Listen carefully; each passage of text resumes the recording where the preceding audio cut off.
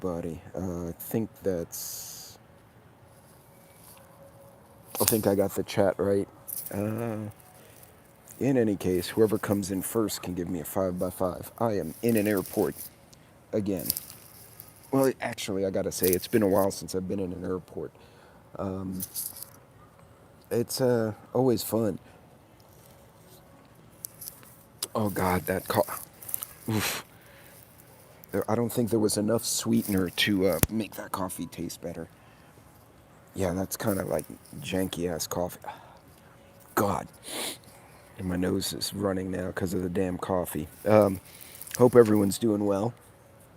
I'm gonna keep this one kind of short. Hey Joe, ¿qué tal?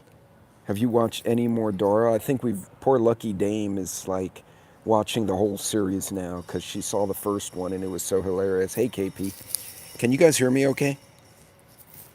I'm assuming you can. Hey Kevin. So yeah, another road trip today. Actually, it'll be what the hell's going on with my screen. Thank you, KP. Dora is epic. So one of the episodes with drunk Dora, I sent to my daughter. I'm like, "That's you 4 years ago," and she's like, "Shut up, Dad." But I just had to poke at her because she's a pain in the ass kid. Um, so yeah, I learned a lot with my last job. I don't fly as much with my current gig as I did with the old one. But hey, Mimi, good morning. And Kevin, if I didn't say good morning. Hey, Nunya, I didn't even see you pop in there. Hey, Macabus. But I learned a lot traveling. I kind of overpacked. When I travel to field locations, it's pretty much blue jeans, steel-toed boots, jackets, right? It's really easy. Oh shit, they turned the local time is now 8 o'clock a.m. I feel like Elf, where he's like, when they make the announcement at Macy's and he freaks out. Uh, but yeah, I don't get on my plane for a while. Uh, but when I go to a corporate office, I have to have some clothes for the shop, blue jeans and work shirts, but then I also have to have suits and shirts and all that stuff. And yeah, I saw that, Joe. I did learn a few things. So because I travel a lot, I have TSA pre-check, and so I don't have to take my shoes and belts, all that bullshit off. But I did get selected for secondary screening, and they like scan my laptops and all that shit again. I do learn certain things. So my first aid kit, and I'll probably have to make a separate video where I can lay all this out. Uh, on a plane, that's a no-go. The tourniquet, the first aid kit in a clear bag were okay. The I drank my water, so the water that you can't bring bottled water through. Hey Teresa, hey Food Forest.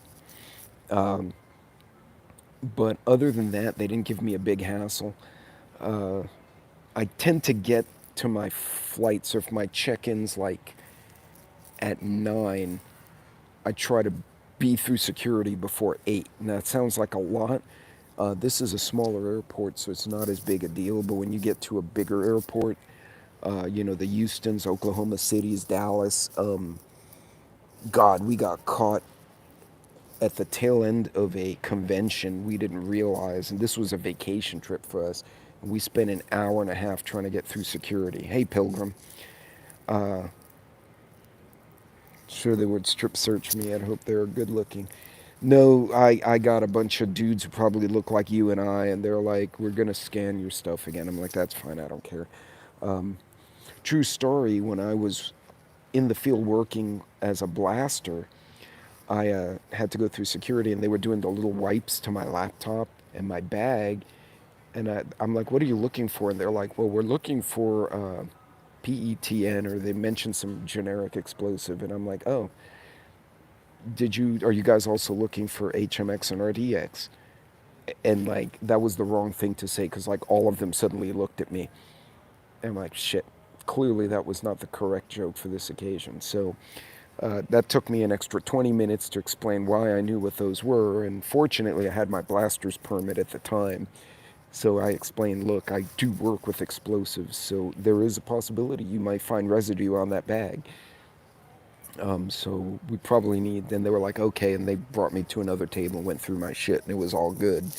But yeah, there's certain jokes you shouldn't make, even if you think they're funny. Hey, surviving, what's going on? Snowy West Michigan. Hey, Anti, what's going on? So they have a kids' play area over here. I'm in the corner of the airport that's not being used now, so people are just chilling here. And there's a play area there, but one of the guys, I guess he worked the night shift, he's passed out on the couch meant for the moms to sit with their kids. So their little kids running around this passed out dude, and he's like completely oblivious. He must be absolutely done. And this is an early flight too for us, so he's probably, and it's not a crew change day for the drilling rig, so he probably was off schedule and he's just done. Hey Stewarts, what's going on? Devil Dog, good morning.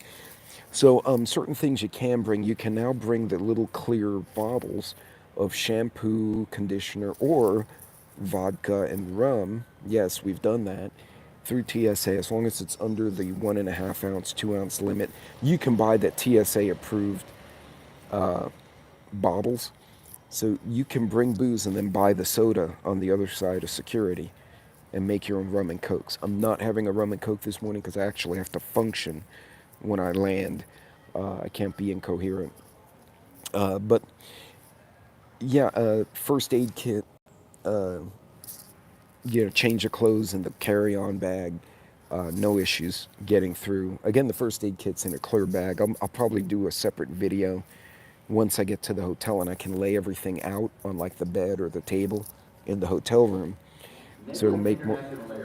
Blah blah blah blah blah blah. It's a non-smoking facility. Don't smoke crack. Crack is whack. Hey, Food Forest.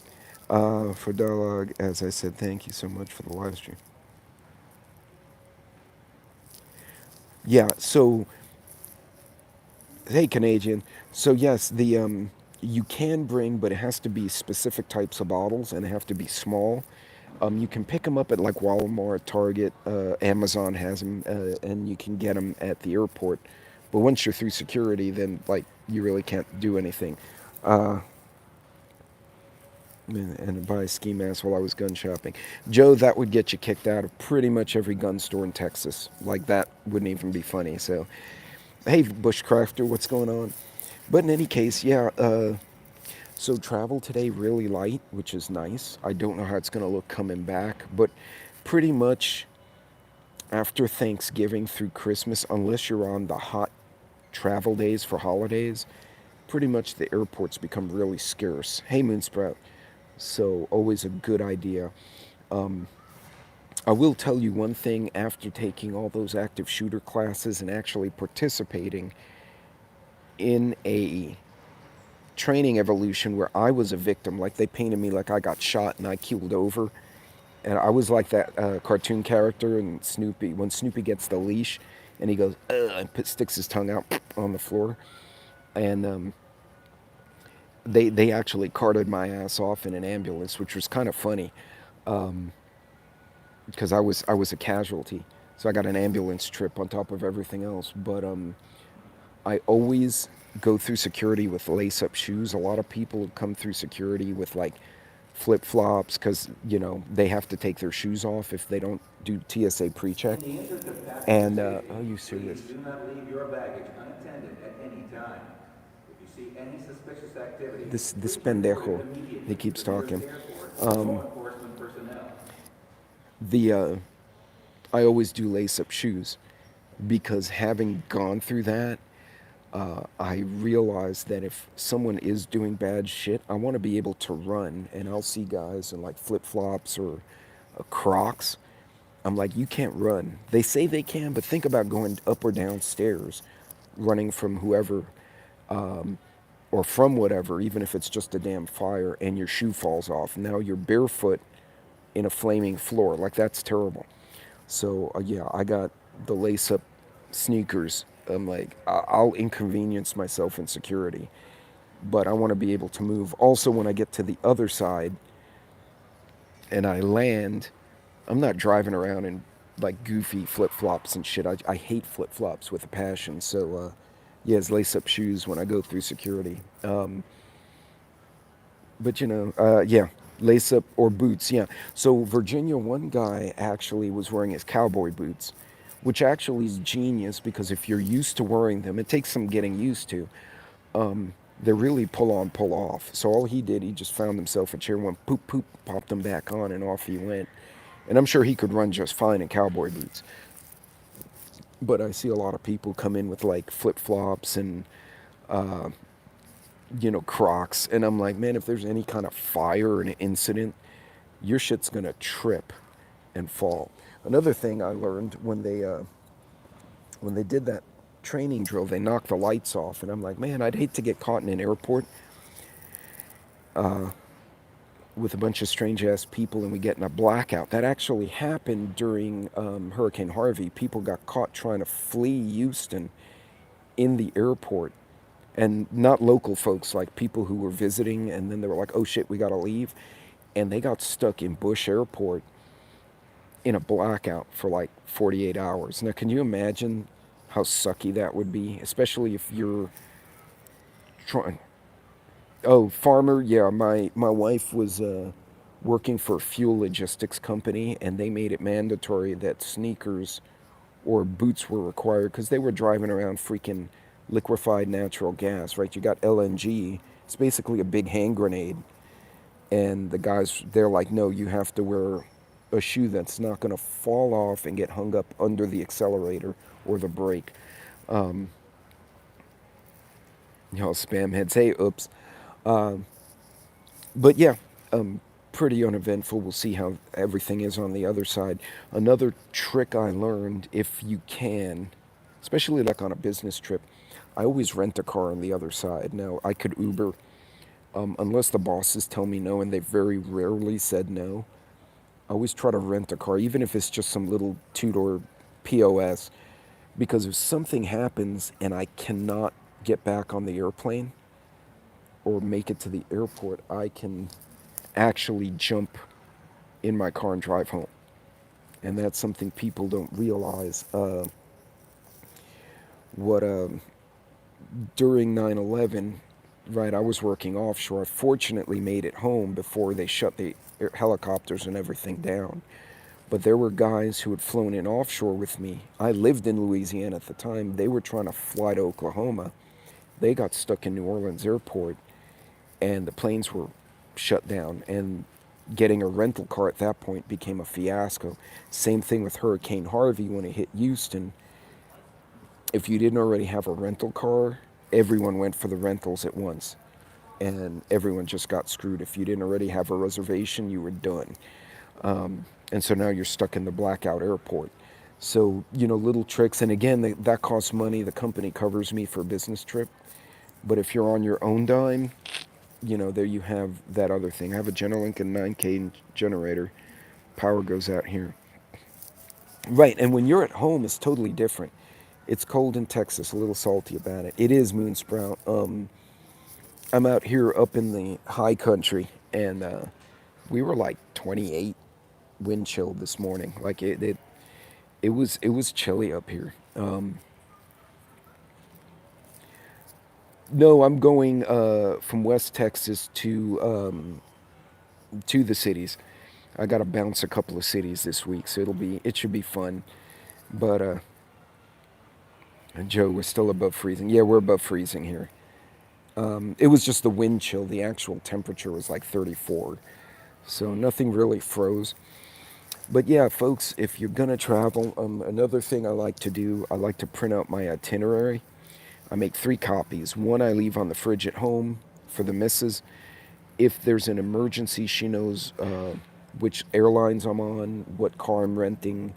In theory, like I got some training, so she'll know what training facility for the company I should be at. And also, if I don't show up somewhere, she at least there's somebody besides me who knows my route. I keep one in my carry-on in case I get screwed up and I can't remember where I'm supposed to go. And then I put one in my check luggage. I also put an Apple AirTag in my check luggage. Okay. Now, like I said, if I'm going to a field location, it's usually blue jeans, hoodies, t-shirts, steel toes. I can do a carry-on duffel bag, but when I have to go to the corporate offices as well, I got to bring a suit jacket, a tie, some dress shirts. I I need a little more room, so I have to check luggage, which I hate to do, but it's necessary. I will put an Apple AirTag in my check luggage. So when I take off, and I did this going to Hawaii too, when I'm flying away, it tells me where my luggage was last seen. And when I landed in Hawaii or when I land in Oklahoma City or Dallas, once my luggage shows up, my phone bleeps and says, your luggage is now 10 minutes away or whatever. So, Joe, an AirTag is this little Apple tracker. It works off of Wi Fi. And basically, mine is Pete's AirTag, right? And literally what it's named.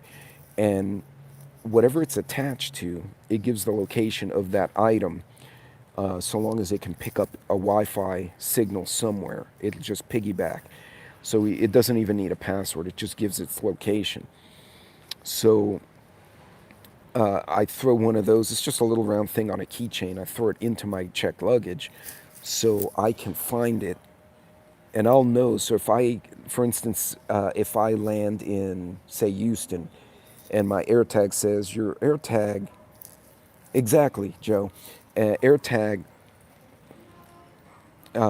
winds up in Dallas, I clearly know that my either my luggage got stolen or they sent it to the wrong city. But at least I know where it is. So being able to do that is good. Also, when I land, I can usually see like I'm here and then my luggage is over shows up over here. I'm like, okay, they're transporting it to the luggage area. I do try to get wherever I'm going a day early. I'm not going to have a time zone change. I'm staying in Texas for this entire trip, but I try to get there a day early so I can, during the daylight, drive the hotel area, check out the local stores. Now, Houston, I lived in Houston for 15 years, so I know the area. But like if I go to Oklahoma City, I've only been there a couple of times. I'll drive around the hotel and kind of get a feel for the area. And is this a place like I want to walk around at night? Is there a restaurant nearby? Are there stores where if I need something, I can get it? Yeah, Joe. And actually, it's interesting, Joe, because the AirTags, if, say, for instance, someone puts an AirTag in my car, right, and they're trying to track me, my phone will detect the AirTag and say there is a strange AirTag near you. And it'll tip me off because when they first came out with the AirTags, what was happening is people were stalking each other by putting damn AirTags in like the ex-girlfriend's car or the boyfriend's backpack or whatever. And that became a problem. So Apple changed it to if there's an AirTag hanging out in the location near your phone for more than like 5 minutes, it tells you, hey, there's an AirTag following you around. Wait, what is it? I don't want to fire up anything. I don't want to be run over by all the earthlings choosing not to have any. Oh yeah, food forest. Yeah, you got to be careful. Like I'm assuming you're talking about like grills and whatnot. Yeah, you got to be really careful because smells will attract people. That's for sure. Hippo freezing this morning. Hey farmer, what's going on? Pilgrim, 51's not bad. So wait, I missed a question here. Shit. Okay, sorry guys. Yeah, well, Moonsprout, you can actually bring booze on the plane, but you got to put it in the TSA approved bottles and just don't say a word. If an AirTag is tracking you. So, Macabus, the way Apple has the new AirTags now is if there's an AirTag near your phone and it's been following your location for more than 5 or 10 minutes, your phone will tell you there is a strange AirTag in your following your location. And then you can start like looking through your car, your personal belongings to see where it is. Because yeah, so Apple, it's not even an app. It's built into the new iOS. Apple will actually say, "Hey, there's a tracking device near you, and it's been following you for 10 minutes." right? Because if I'm driving, right, someone gives me an air tag, say at the airport, and then I'm driving around, and it says, hey, you've been in a car 10 minutes, the fucking air tag's following you, and it's not yours. I now know someone put a tracker in my car or my luggage. So, yeah, the enemy of the state. Yeah, farmer, and they were predicting the future there. Not that it was hard to predict even back then. Well, yeah, food forest, right? But that's my track. That's my cell. If someone hacks my phone location, that's one thing. But for them to get a $25, you know, widget and stick it in my shit and then follow me around, that's not bueno. So, all right, bye, Canadian. Be safe. Oh, Joe's new phone died. Joe, you've been battling that phone for days. That's awful. So, in any case, yeah, I'll be in and out of West Texas for a bit.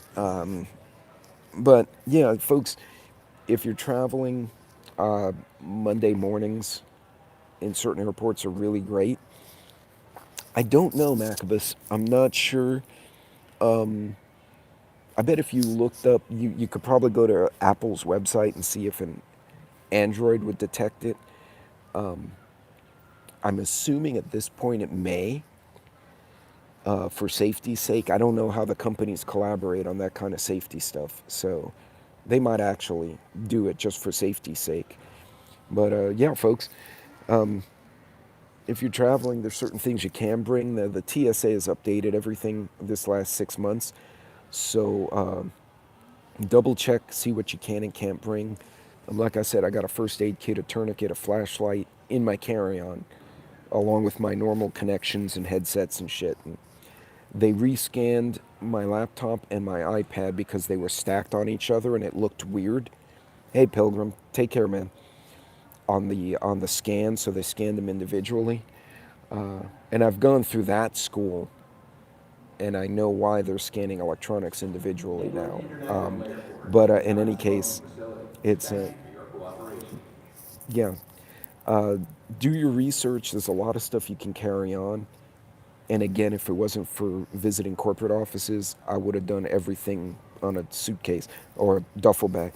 A friend air tagged his girlfriend and went to the house where the humping was going on, dropped her toothbrush off. Right. See, and and granted, that person was just being sending a message, but there are also people who will actually do bad shit. They'll go and find the ex-wife, ex-husband, and do something horrendous. So stuff you got to be careful from. But in any case, folks, other than they rescan my shit because I got picked randomly. Make sure you leave enough time if you're going to go on a flight. If you're driving somewhere, which is my preferred method of doing things, make sure that you plan your route accordingly. We were driving back from, because we made a road trip to El Paso and came back to West Texas. We've just been going up around the state. That was our vacation. And we went through some country roads through the mountains in Texas. And yes, they're really pretty mountains out here. And there were some places that the town was closed by 4 o'clock. Like there was nothing other than like the bed and breakfast and a hotel. So know your route, because if you get caught somewhere you're not familiar with and they don't have amenities, you may be living out of whatever the hell's in your baggage and in your car for, the night or for a day. So, factor those kind of things in. But we get groped to go anyway. Actually, oops, I don't. Like I said, I do the pre-check thing just because I traveled so much and I had to go international on my last gig a lot. So I pretty much go through the old school X-ray, not the X-ray, the metal detector, and then I keep forgetting my watch, so they complain about that. And this time they just happened to scam me. Last time I just rolled straight through, and they like zero given. So yeah, but take your time, plan out your trip, get to the airport if you're going to do the bus thing or the train thing. I recommend the same thing. Sadly, they no longer allow concealed carry and Greyhounds. I don't know about the trains. So yeah, no matter where you go, you're kind of SOL. Um, I do have work buddies in different cities in Texas and Oklahoma and Louisiana, and we've already made. Yeah, farmer, that's an absolutely good point. Uh, Once you hit, if you're on a road trip, you hit half a tank, go fill up immediately. Um, Even if you think you'll make it with a half tank, fill it up. Why not? Okay, thank you, Virginia. Yeah, no firearms on Amtrak either. But I do have buddies that I've, my shooting buddies, hunting buddies who are scattered around the southern U.S., including my younger brother in Louisiana. So if something were to pop off and I was there, I'd be going to my brother's house, and I know he could spot me. If I had that rental car I mentioned earlier, he could spot me a pistol to get my ass back home. And the same thing, if he winds up in Texas, if he can make his way to me, hell, I could spot him a long gun and send him on his way to New Orleans, all loaded out in his vehicle. So, having an extended assistance group, an extended network of friends who can, if nothing else, give you a place to camp out for 24 hours makes a big difference. During Harvey, we had a guy come from the UK and got caught in Houston when the hurricane hit, and so he was staying on the other side of town from me. But thank you, KP. That's yeah. Seeing like even here, there's no cell service. Leaving your cell phone on a transit bus. So yeah, you can put your sidearm in your checked luggage too if you want to do that. Uh, you have to declare it, and you have to make sure that your carry permit is legal when you land.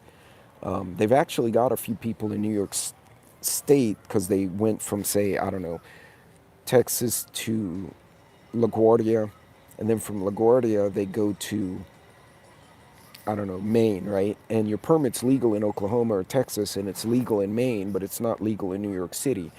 But you have to check your luggage out and go to another area and come check back in. And the cops were actually busting people, even though they were locking the guns, doing everything right, just because they knew they could do it, which actually got challenged in court. And they said if they're not leaving the airport, you can't just bust them while they're trying to get a damn connecting flight because you thought it would be fun. NYPD was actually hanging out. And see, that's why some NYPD guys have a bad reputation because they were actually waiting, looking for people who were coming in that had a checked firearm in the checked luggage, locked in the whole 9 yards. And they'd be, well, you have a firearm in New York City. And they'd confiscate the gun and arrest the dude while he's trying to make his connection. So, which is why I don't fly to New York anymore. I have no business there. Uh, but in any case, hey, Rabid Coyote, what's going on? In an emergency, could spot someone a weapon for. Yeah, Joe, and that's the other thing. Um, and again, even like the guy from England, from the UK, when he got caught in Houston, I was on the opposite end of where he was staying because he was at a little manufacturing plant. But one of the local folks had a guest room. So they're like, look, you stay here. We know who you are, right? So he stayed in their guest room. And apparently the dogs are running around the yard. Um, he stayed in the guest room with those folks. And then they lost his luggage, like this poor dude. So I was like, all right, I ran by Walmart and I picked up like a, two pairs of cheap jeans and a pair of sneakers and socks, and I like dropped them at the other guy's house. So the guy at least had like a change of clothes. So having a network of friends or coworkers that, if something bad happens, you can camp out there is pretty important. For a guy like me, even when I go overseas, there are local facilities because I'll always go visit another facility. I already know I can camp out at at the man camp or if they have bedding. I've slept in offices overseas because it's like, hey, something happened, the airport shut down, and I'm like, somebody gave me a sleeping bag, and I camped out on a bench in the freaking facility, which is secure, has water, has a bathroom, it has a shower, and it has snacks. I'm like, I'm golden. So, hey, be good, food forest. So, folks, I'm gonna start making my way to my gate, but You guys be careful out there. Be safe. Yeah, if you travel a lot, yeah. Now you can bring the ham radio not in your luggage, but you can turn it off and stick it in your checked luggage, and just wait for it on the other side. My pocket knife, all my normal EDC is in my bag, checked in. Obviously, I can't bring it on the plane. So when I land, I'll have my pocket knife, my pocket flashlight, my all my other EDC shit will be waiting for me over there. So, but in any case, I'm gonna go get going. You guys be safe. I'll try and get you some footage of anything interesting I see, and yeah, just be careful out there. Enjoy your flights, and I hope everyone had a blessed Thanksgiving. And be careful. A lot of people running around driving drunk because it's that time of year. Just don't drive drunk. Pack a snug pack jungle blanket and luggage. Always be ready. Actually, I have a fold into its own pocket hoodie, like an anorak, that goes with me, and it's waterproof. So, like, if I have to switch out of this to waterproof, I can do it pretty quick. So, any case, guys, you be safe out there. If I see any good deals, and there's a massive Army Navy store in two of the cities that I know of, so I'm gonna try to hit one of them and take some video footage and let you know what the prices are for surplus in Texas, because we don't have a really big one out here out in the country, but the cities have them. You guys be safe, take care of yourselves, be careful out there, and I will see you all later on. Y'all be good.